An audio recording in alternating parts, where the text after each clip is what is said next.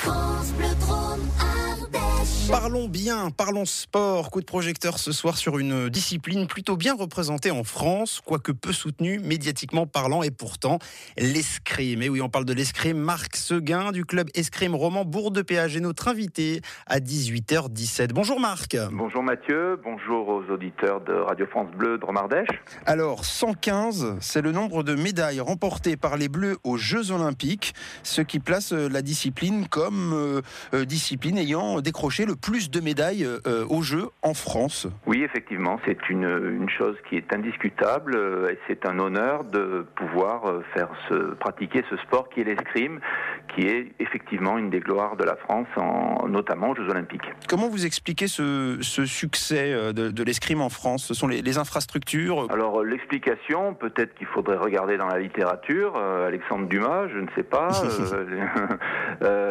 les Trois Mousquetaires, et puis de toute manière, effectivement, un encadrement au niveau de la fédération qui fait qu'on a des enseignants, on a des maîtres d'armes qui sont à la pointe de ce qu'on peut faire de mieux au niveau mondial. Donc ça se répercute évidemment sur nos champions. Et pourtant, c'est une activité qui semble malgré tout assez confidentielle. On comptait à peu près 60 000 licenciés en France en 2008. Nous, à Romans, pour l'instant, on se stabilise et puis notre ambition, c'est non seulement d'être stable, mais d'avoir quelques adhérents chaque année en plus. Et on essaye de se donner les moyens, notamment par votre antenne, d'informer, de savoir que oui, effectivement, il existe de l'escrime à Romans. Il y a bien une salle d'armes d'escrime à Romans. Comment décririez-vous cette discipline, Marc, pour quelqu'un qui ne connaîtrait pas du tout l'escrime ? Cette discipline, pour moi, ce que je trouve d'extraordinaire et de remarquable dans ce sport, c'est que c'est un sport de combat,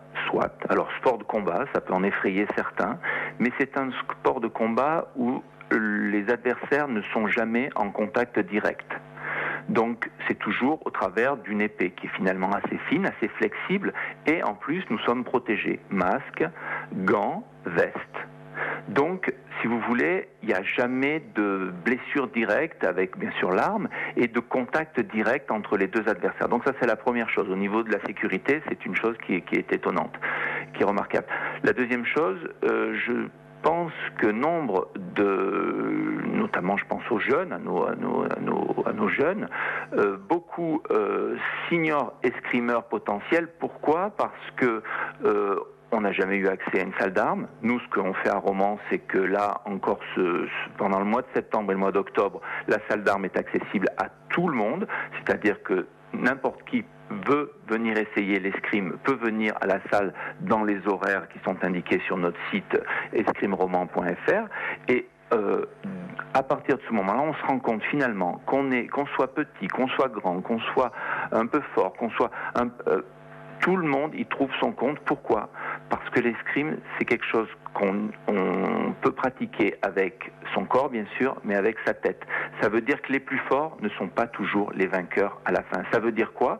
Pour finir, ça veut dire que une personne qui va être peut-être pour certains sports, je pense à des sports collectifs sur le terrain, qui va avoir du mal à s'imposer physiquement, en escrime, il a toutes ses chances. Escrimeroman.fr vous permettra d'en savoir plus sur le club.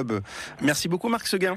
C'était un plaisir, merci beaucoup. Je rajouterai juste une chose, nous serons à la foire du Dauphiné le mardi 29 septembre l'après-midi, 17h-21h, et le samedi 3 octobre, 14h-21h, pour proposer le maniement d'un fleuret ou d'une épée à nos jeunes qui le désirent. C'est sans danger et nous serons là pour les accueillir dans la foire en déambulatoire. Merci encore Marc. Merci infiniment Mathieu.